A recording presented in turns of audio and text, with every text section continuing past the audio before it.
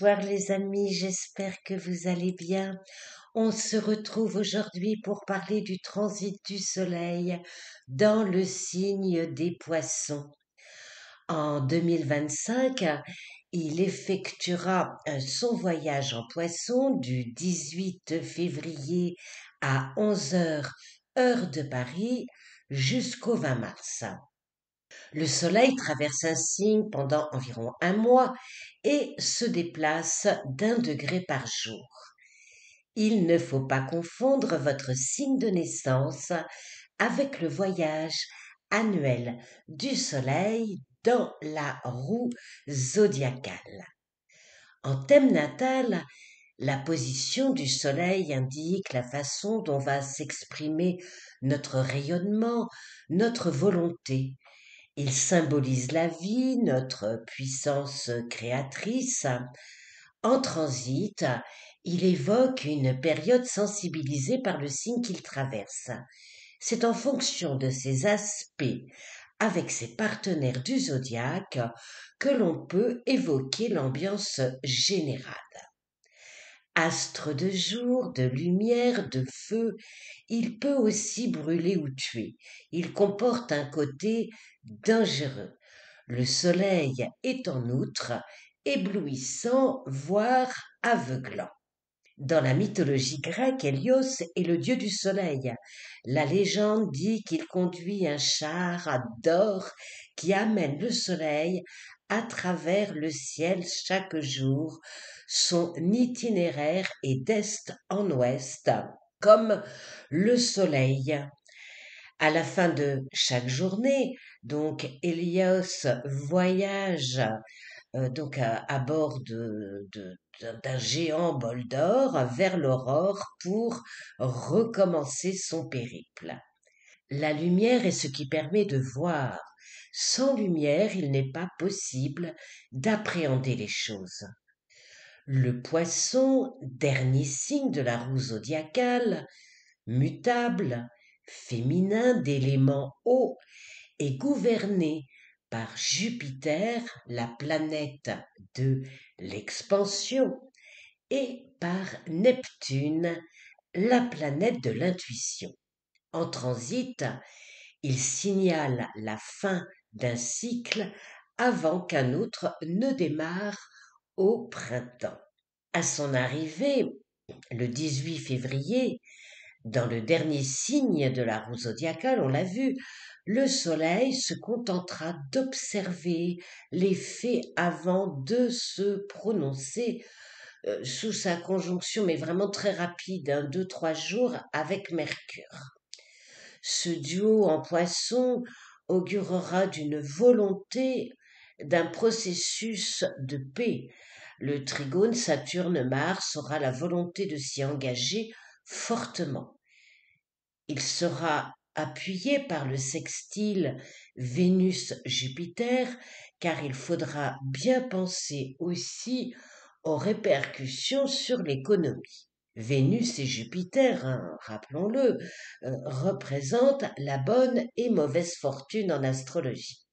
Le carré Soleil-Uranus commencera à se détendre, mais sera encore d'actualité. Ce transit nous rappelle que rien n'est jamais gagné d'avance, que l'équilibre est fragile et que tout peut basculer d'un côté ou d'un autre. L'accumulation de tensions face à des incertitudes, un changement pourrait être source d'énervement. Le sesqui carré Soleil-Mars est un indice de rapport de force, de conflit d'ego. Mercure va avancer en poisson et former un carré à Jupiter. Alors, je vous en ai déjà parlé lors de ma précédente vidéo. Je l'ai axé donc sur le transit de Mercure en poisson. Si ça vous intéresse, je vous place le lien dans ma description. Alors, attention à ne pas se tromper de débat sous cet aspect. Les négociations en cours peuvent être tendues, sujettes à des remaniements, à des volte-face, à des tours de passe-passe. Attention à l'enfumage. Le 24 février, Mars signera la fin de sa rétrogradation à 17 degrés 1 en Cancer. Le Soleil, lui, sera au carré de Jupiter, augurant d'un scénario complexe, conflictuel. Il peut exiger une réévaluation des objectifs et des valeurs. Le 28 février 2025, la nouvelle lune se déroulera en Poisson et Neptune, le maître de la lunaison, est en Poisson dans les derniers degrés. Mercure sera en conjonction avec Neptune. Alors, si cet aspect est source d'inspiration, il peut aussi prêter à confusion par manque de clarté. Il peut engendrer des illusions, des tromperies, des mensonges, des fausses promesses. Il vaudra mieux savoir où l'on met les pieds avant de s'aventurer en terrain inconnu. La tentation sera forte de planquer certains faits fâcheux sous le tapis, faire comme s'ils n'existaient pas, pour avoir la paix. On peut se croire plus fort et bonjour l'indécente de son piédestal si l'on manque de discernement sur des situations conflictuelles. Jupiter, l'autre régent des poissons, est en Gémeaux et formera un carré à la lunaison. Alors, cet aspect par rapport à d'autres n'est pas très méchant, mais quand même, par paresse, insouciance, on peut manquer de prévoyance, de persévérance. Il indique un risque de déloyauté, de mensonge, de tromperie. Bon, on est vraiment dedans là. Donc, une mise en garde sur un excès de confiance mal ciblé. Pour certains, selon votre ciel natal, il peut s'agir d'une promotion désirée, mais qui apportera plus de contraintes, donc moins de temps libre pour ses loisirs. Jupiter sera au sextile de Vénus, confirmant l'envie de profiter du bon temps, de mettre les soucis sur pause et de se consacrer à ce qui fait plaisir. Ce transit encourage la coopération, la paix, l'harmonie. Eh bien, parlons de Vénus, justement. Elle est en bélier, fougueuse, pleine d'ardeur et d'élan. Son carré à Mars augure d'amour tumultueux, de frustration, de volonté à vaincre l'adversité, de désir à se faire apprécier.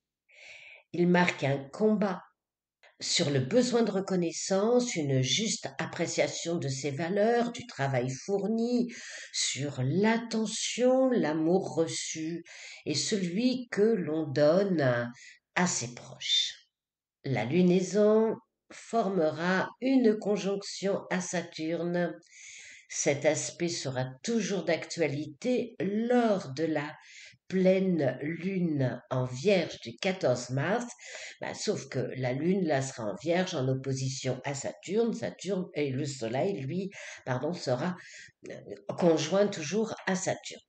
Alors cette rencontre astrologique présage d'une crise de sécurité. Qu'elle soit intérieure, on a le sentiment d'être seul, de porter le poids des responsabilités sur ses épaules, de ne pas être aidé, de ne pas être épaulé. Dans un contexte général, cet aspect pointe sur la sécurité de sa ville, de sa région, de son pays. Il évoque également des questions sur son avenir professionnel. Comme je vous le disais, Mars est en marche avant en Cancer depuis le 24 février. Défendre son carré, ses acquis, ses biens, sa famille sera une priorité sous son trigone à la lunaison et à Saturne. Saturne, lui, se rapproche de Neptune. Alors, ils formeront pas une conjonction exacte.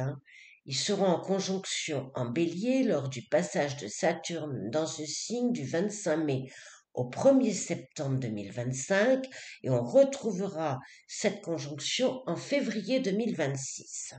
Cet aspect est associé à l'insécurité, à la confusion, aux erreurs de jugement, il génère de la peur et de l'incertitude. Puis le Soleil sera en conjonction avec Neptune. Alors de quoi espérer que le monde tourne à l'endroit, que la paix ne soit plus un concept vague écrit sur un bout de papier ou rêvé, mais bien une réalité actée de façon concrète. Alors voilà les amis pour cet aperçu astrologique du séjour du Soleil en Poisson. Si vous souhaitez m'encourager, si vous aimez, si vous appréciez ce podcast, eh bien merci de vos likes, de vos partages pour un meilleur référencement dans ce monde virtuel. Je vous dis à très vite. Au revoir.